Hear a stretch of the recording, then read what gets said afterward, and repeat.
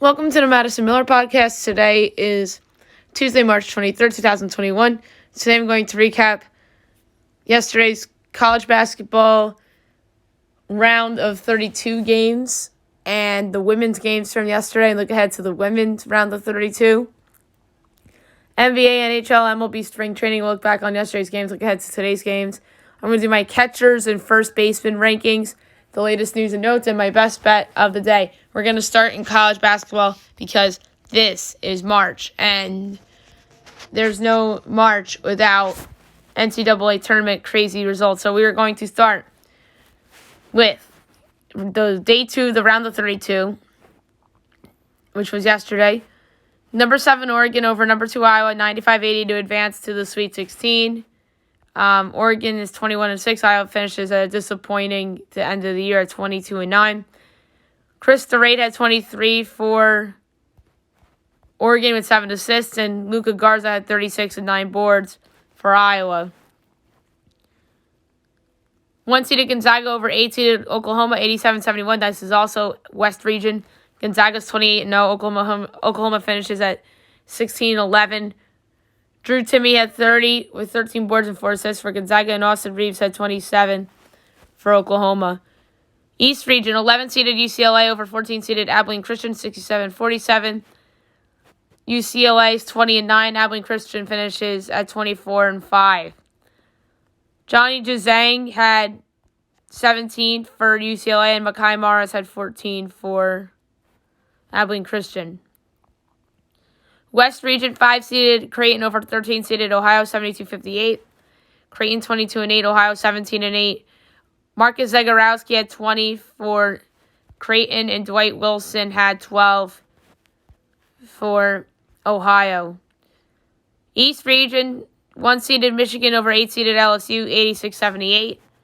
Michigan 22-4, LSU 19-10. Eli Brooks, 21 points and 7 assists. Cam Thomas had 30 for LSU.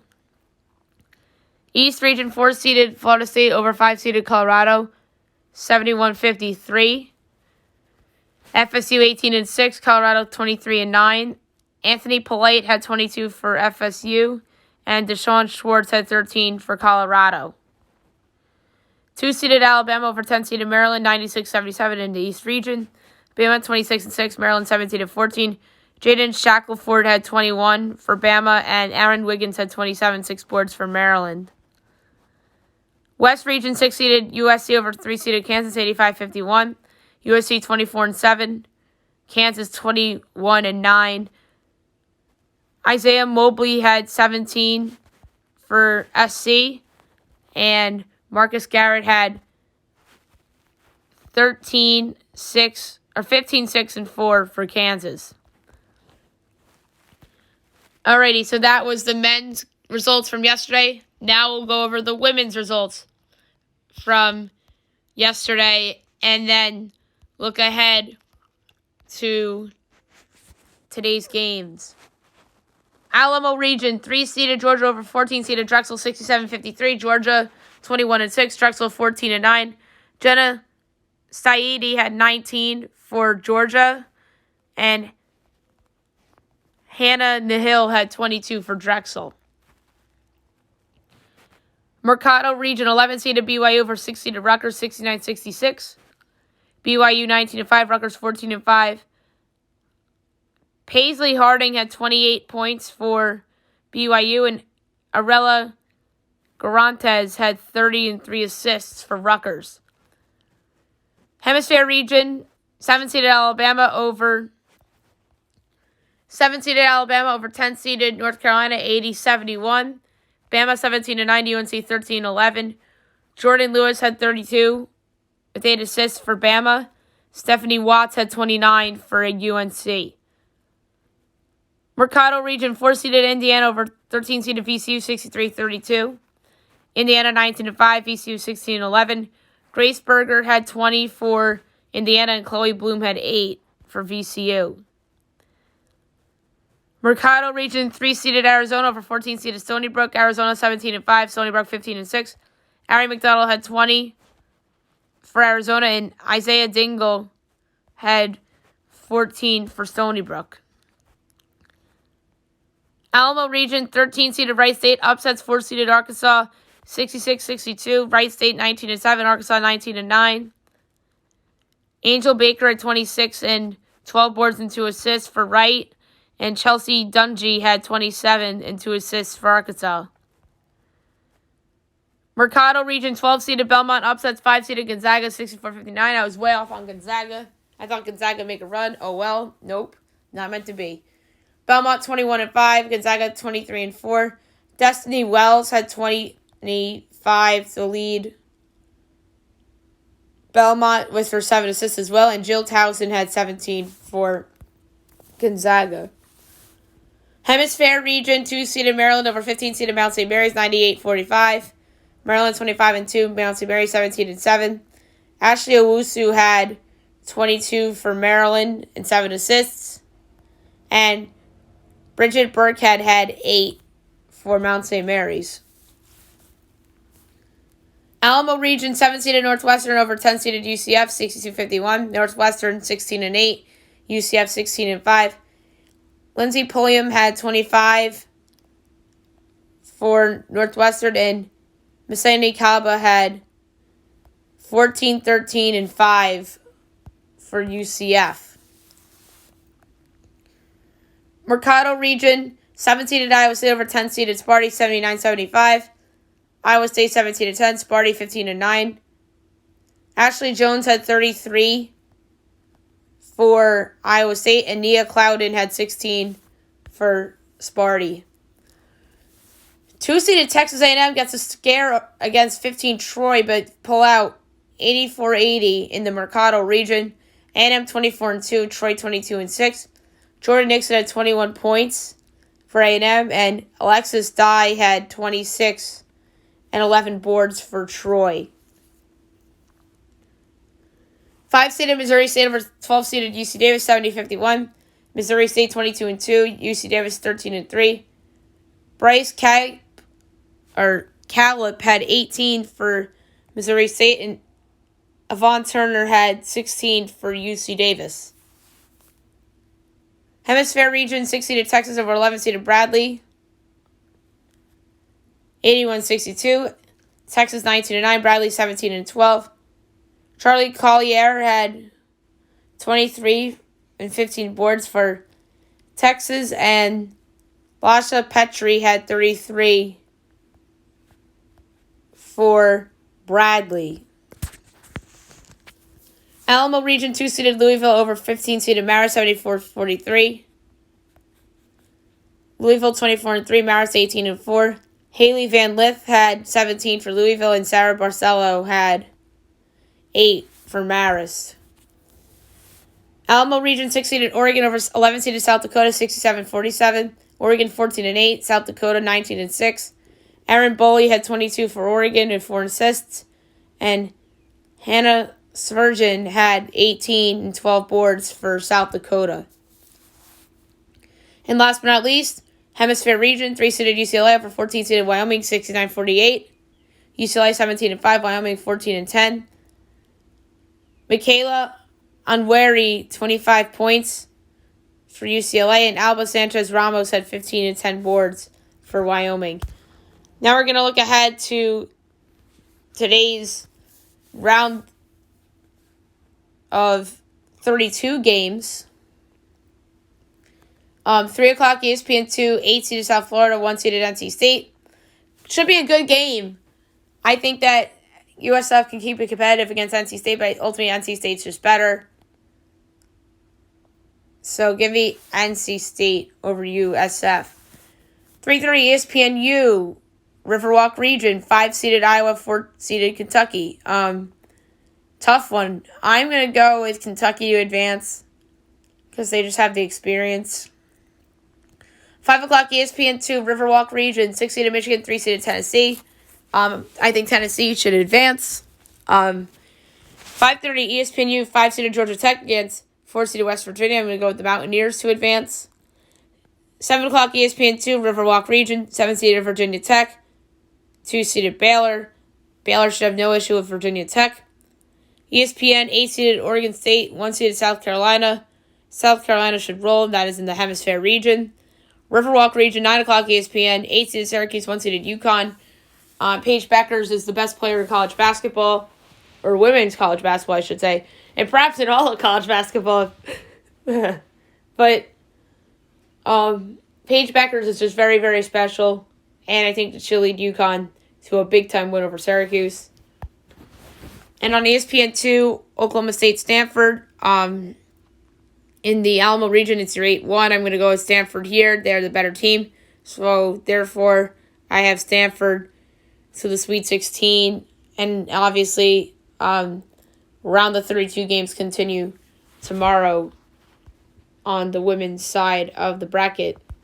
Now we'll do NBA. We will go over the results from yesterday and look ahead to all the action for tonight. So without further ado, here we go. Kings over the Cavs, 119-105. Kings 18-25. Cleveland 16-27. De'Aaron Fox had 30 for Sacramento. JaVale McGee had 18 for Cleveland and 9 boards. Thunder over the Wolves, 112-103. Thunder 19-24. Minnesota 10-33. Shai Gilgeous-Alexander at 31 for the Thunder. And Karl-Anthony Towns had 33, 10 boards for Minnesota. Hornets over the Spurs, 197. Hornets 21-21. San Antonio 22-18.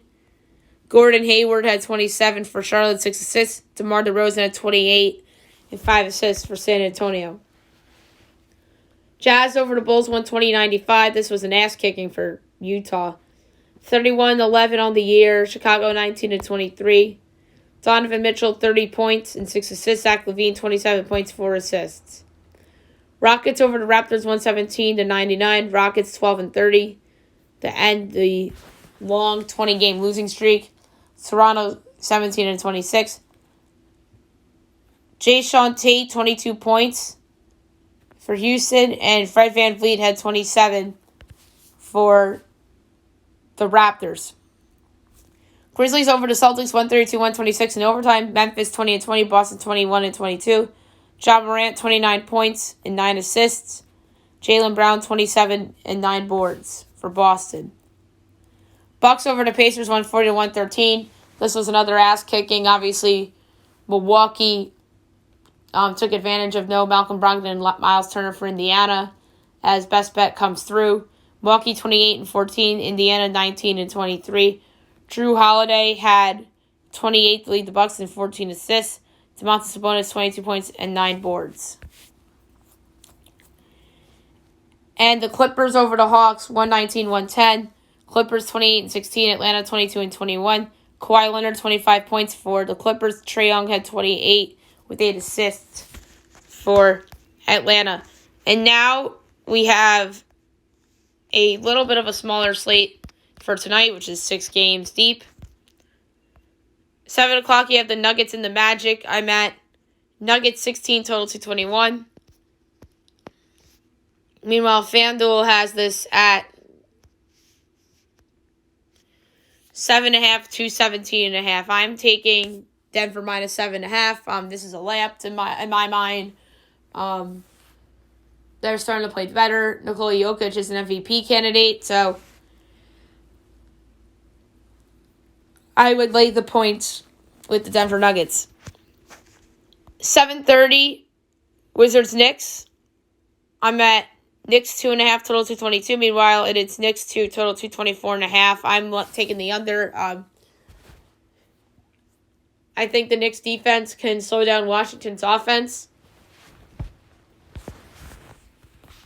And Mitchell Robinson's back for the Knicks, so give me under 224.5 in that game, and I won't be shocked if Derrick Rose is back tonight for the Knicks either. TNT tonight, Lakers Pelicans. I'm at Lakers 2.5, total 224. Meanwhile, New Orleans is favored by 6.5, total 221. I might have to redo the adjustments for LeBron and AD if the Pelicans blow out the Lakers. But I'm taking the Lakers and getting the 6.5. I'm not taking them plus 205 straight up. I think that's a little ballsy. So I'm going to take the Lakers getting the points. 8 o'clock, the Suns and the Heat. I'm at Phoenix 6.5 total 218. Meanwhile, it's Phoenix by a half total 216. I'm taking the Suns money line at minus 108. I don't know why this is like a pick'em, basically. I know Miami's playing a lot better, but Chris Paul's not hurt. Devin Booker's not hurt. I don't get that one. So I'm taking the up-and-coming Suns at minus 108 against the Heat. 10 o'clock TNT, Sixers, Warriors. I'm at Sixers 13.5 total 225.5. Meanwhile, it's 3 and 220. I know the line's this low because of no Embiid, and it would be higher if Embiid was there. I'm laying the 3 with the Sixers. No Curry, no chance. So give me the 76ers minus the 3. And last but not least, Brooklyn, Portland at 10 o'clock. I'm at Brooklyn 3 total 232.5. And it's Portland 4 total 235. No Irving, no Durant tonight. But you know who else is playing? You know who's playing tonight? That guy, James Harden. I'm taking the Nets plus the 4 at minus 105. I don't know if they'll win the game straight up, but I'm going to take Brooklyn plus the 4. Alrighty, so there you have it for NBA. And now we'll move on to the NHL as we will go over the results from last night and look ahead to what should be another busy slate tonight. Rangers over the Sabres 5-3. Much needed win for the Rangers. They're over 500, 14-13-4. Buffalo 6-20-4. That is 14 straight losses for Buffalo. So the Rockets' losing streak ended before the Sabres. The number 3 started the game with 3 assists, Artemi Panarin. Number 2 started the game with 2 goals, Chris Kreider. Number 1 started the game with a goal and 2 assists, Adam Fox. Hurricanes over the Blue Jackets 3-0. The Canes are 21-7-3. Columbus 13-13-7. The number 3 started the game with a goal and an assist, Jesper Fast. The number 2 started the game with 2 assists, Sebastian Aho. And the number 1 started the game with a 19-save shutout, Alex Nedeljkovic. Senators over the Flames 2-1. The Sens 11-20-3. Calgary 15-15-3. The number 3 started game didn't have a point but played well for Calgary. Noah Hannafin. Number 2 started game with an assist, Austin Watson. And the number 1 started the game with 35 saves on 36 shots, Philip Gustafsson.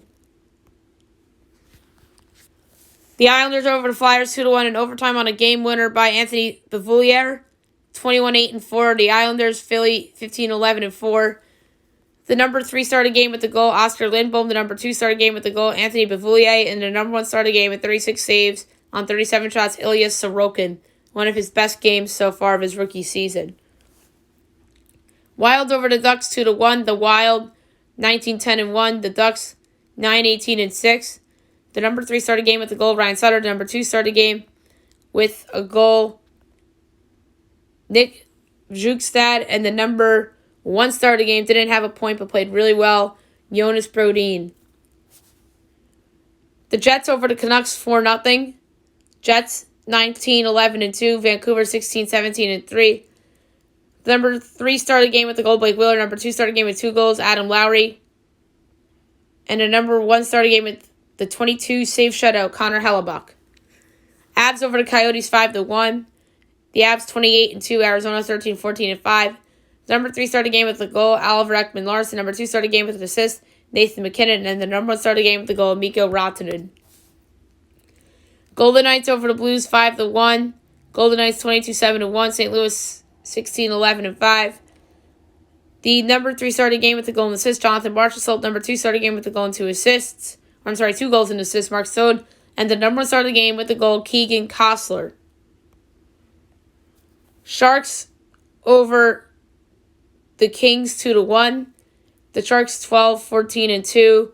LA 13-12-6.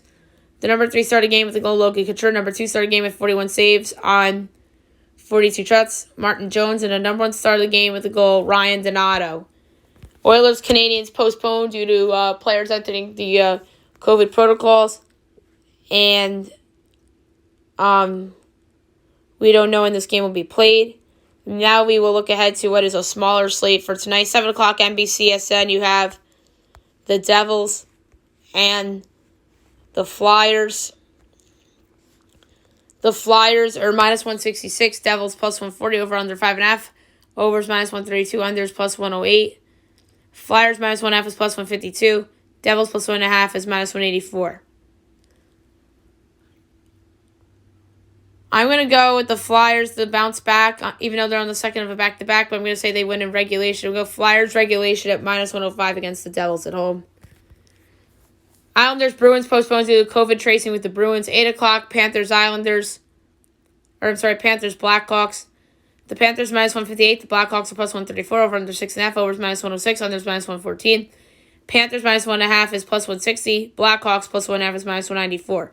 Joel Quenneville's return to Chicago. I think the Panthers will win. And I think they can do it in regulation. We go Panthers in regulation at even money. Red Wings, Predators. The Preds are minus 158. The Red Wings are plus 134. Over under 5.5. Overs even money. Unders minus 122. Preds minus 1.5 is plus 160. Red Wings plus 1.5 is minus 194.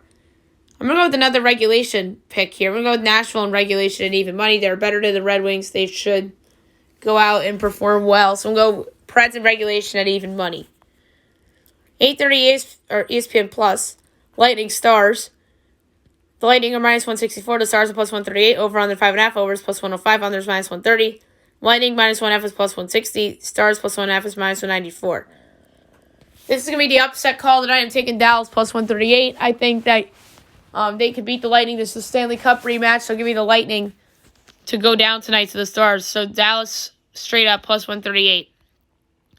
And at 10 o'clock, the Avs and the Coyotes.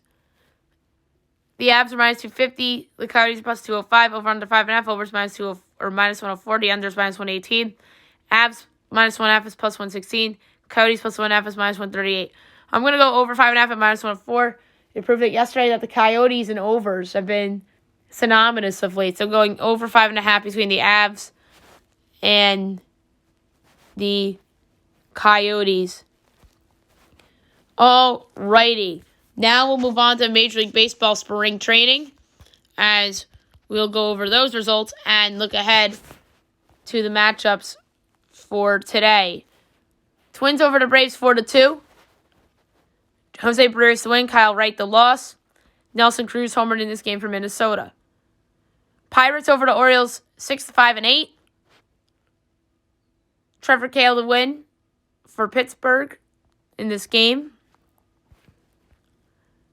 Rays lose to the Red Sox 10-4. Eduardo Rodriguez the win for Boston. Michael Chavez homered. Christian Arroyo homered. Bobby Dalbec homered. Astros over the Mets 5-4. Bobby Abreu got the win. Joey Lucchesi the loss. Hector Velasquez the save. Albert Almora Jr. homered in this game for the Mets. Marlins over the Cardinals 7-2.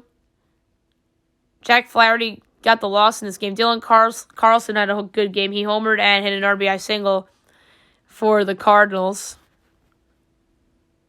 D-backs and A's tied at 4. Brewers over the Indians 6-3. Brandon Woodruff the win. Tristan McKenzie the loss. Franmil Reyes homered for the Indians in this game.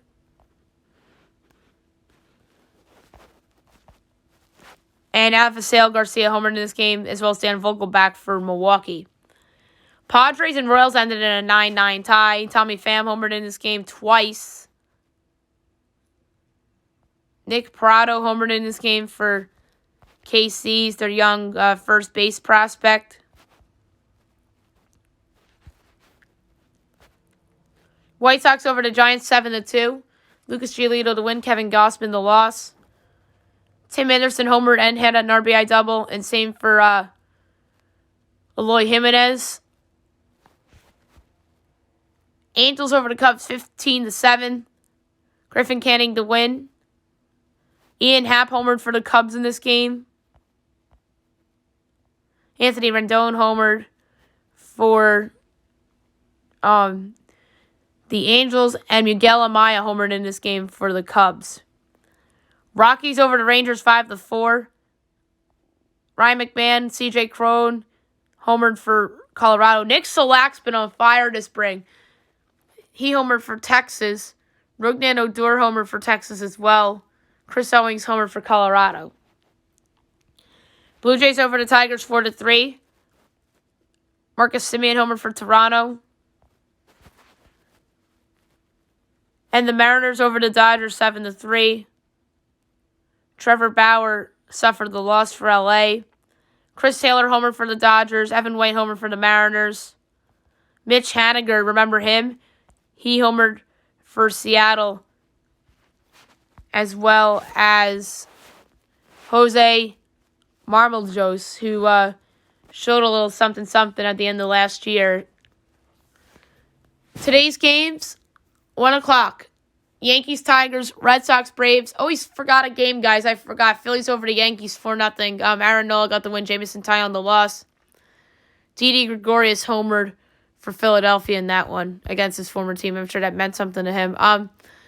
Today, Yankees, Tigers, Red Sox, Braves. This is 1 o'clock window. Twins, Pirates, Rays, Orioles, Nats, Cards, Marlins, Mets. 4 o'clock, Angels, Rangers, White Sox, Cubs, Rockies, A's, Giants, Indians, Reds, Padres, Dodgers, Brewers. 6 o'clock, Blue Jays, Phillies, and 9 o'clock, the Mariners and the Diamondbacks. Now I'm going to do my preseason catchers rankings for baseball this season. I was supposed to do this yesterday, but I forgot, so we're going to do this today, and we're going to do first base today as well because we have some time to mess with on the show. And here you have it, 2021 preseason catcher rankings. 30, Jose Trevino, Rangers. 29, Elias Diaz, Rockies. 28, Jacob Stallings, Pirates. 27, Max Stassi, Angels. 26, Austin Nola, Padres. 25, Pedro Severino, Orioles. 24, Danny Jansen, Blue Jays. 23, Omar Narvaez, Brewers.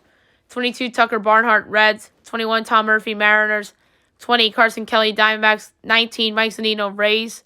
18, Christian Vasquez, Red Sox. 17, Martin Maldonado, Astros. 16, Wilson Ramos, Tigers. 15, Yan Gomes, Nats. 14, Sean Murphy, Athletics. 13, Jorge Alfaro, Marlins. 12, James McCann, Mets. 11, Travis d'Arnaud, Braves. 11, Roberto Perez, Indians. That's 10 at Roberto Perez. 11, d'Arnaud. 12, McCann. 13, Alfaro. So 10, Roberto Perez, Indians, as I just said. 9, Buster Posey, Giants. 8, Yadier Molina, Cardinals. 7, Mitch Garver, Twins. 6, Salvador Perez, Royals. 5, Wilson Contreras, Cubs. 4, Will Smith, Dodgers. 3, Yasmani Grandal, White Sox. 2, Gary Sanchez, Yankees. And number 1, JT Realmuto, Philadelphia Phillies. If there wasn't any doubt, the best all-around catcher in the league.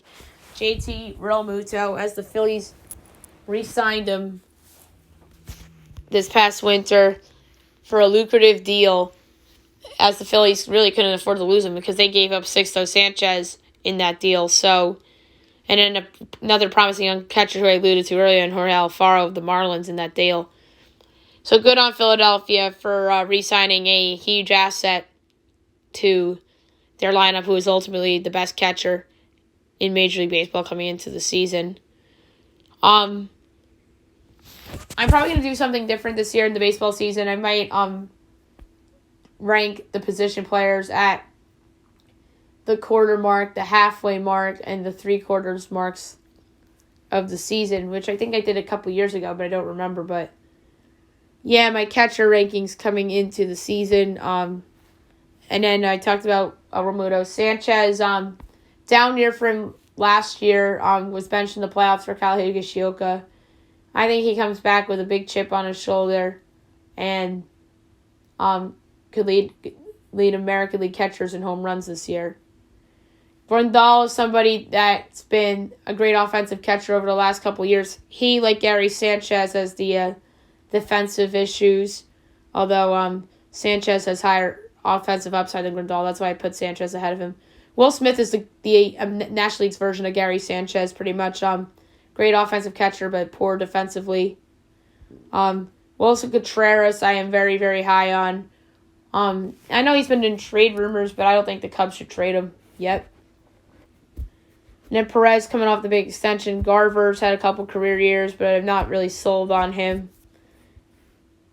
Yadier Molina, a catcher in decline, but still producing. Buster Posey had the opt-out. We'll see how he looks this year. And then Roberto Perez has had a couple good years with the Cleveland Indians, and then the rest of the list we really don't have to talk about that much. And now the first baseman rankings for the season. I think we're stacked at this position in Major League Baseball at the moment. So it's going to be interesting to see who has good years and who does not have these good first basemen, because there are a couple good first basemen last year that did not have good years that I have ranked pretty high. All right, so without further ado, the first baseman rankings. 30, Colin Moran, Pirates. 29, Renato Nunez, Tigers. 28, Bobby Bradley, Indians. 27, C.J. Cron, Rockies. 26, Jesus Aguilar, Marlins. 25, Nate Lau, Rangers. 24, Evan White, Mariners. 23, Jared Walsh, Angels. 22, Jaiman Choi, Rays. 21, Trey Mancini, Orioles. 20, Brandon Belt, Giants. 19, Eric Hosmer, Padres. 18, Carlos Santana, Royals. 17, Christian Walker, Diamondbacks. 16, Bobby Dalbec, Red Sox. 15, Joey Votto, Reds. 14, Max Muncy, Dodgers. 13, Keston Hiura, Brewers. 12, Yuli Gurriel, Astros. 11, Miguel Sano, Twins. 10, Luke Voit, Yankees. 9, Rhys Hoskins, Phillies. 8, Josh Bell, Nationals. 7, Vlad Guerrero Jr., Blue Jays. 16, Pete Alonso, Mets. 5, Anthony Rizzo, Cubs. 4, Matt Olson, Athletics. 3, Jose Abreu, White Sox. 2, Paul Goldschmidt, Cardinals. And number 1, Freddie Freeman, Atlanta Braves. So Freddie Freeman, I think, is the best first baseman in Major League Baseball at the moment. As far as I'm concerned, he is still producing at an elite level, and you could make an argument that he is still the best player on the Atlanta Braves and not his teammate Ronald Acuna Jr. Obviously, he's the reigning NL MVP, and that's another big reason why that he is number 1 on my list this year. I think I had him number 1 going into last year, too, if I'm not mistaken. I have to double-check if I had him or Goldschmidt number 1 going into last year. And Goldschmidt is obviously a star, obviously coming over from the Diamondbacks a couple of years ago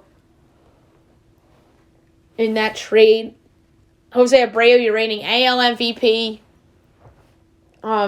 best first baseman in the AL. Matt Olson, I think, is one of the more underrated players in all of Major League Baseball. Anthony Rizzo, I think, is still awesome. Pete Alonso took a step back after his rookie year. We'll see if he bounces back, quote unquote. Vlad Jr., I think he's poised for a big season, a big breakout year for Toronto. Josh Bell, I think going to a new team will help his stats, and I think he could have the best year of his career coming up. Rhys Hoskins, I've always been a big fan of Rhys Hoskins. He's just very, very streaky.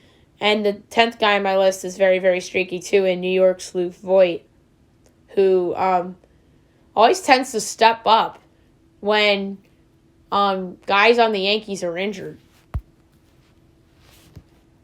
But he's a really good player, Luke Voit. So there's a little bit of a synopsis on your top 10 on this list. So there you have it for the first base rankings coming in to the year. And now the latest news and notes. There are a couple things that I want to touch on. Sharif O'Neal had a stress fracture as his foot injury kept him sidelined at LSU, and he said he wants to hoop so bad, and he said he'll see y'all soon. As it sucks for the son of Shaq, and Sharif has a ton of upside, and I think that he could be playing for LSU next season, assuming all goes well. With the rehab. Some breaking news right now in the NHL as the league proposed draft lottery changes, and they have received formal Board of Governors approval after voting has been completed, and it's a done deal. So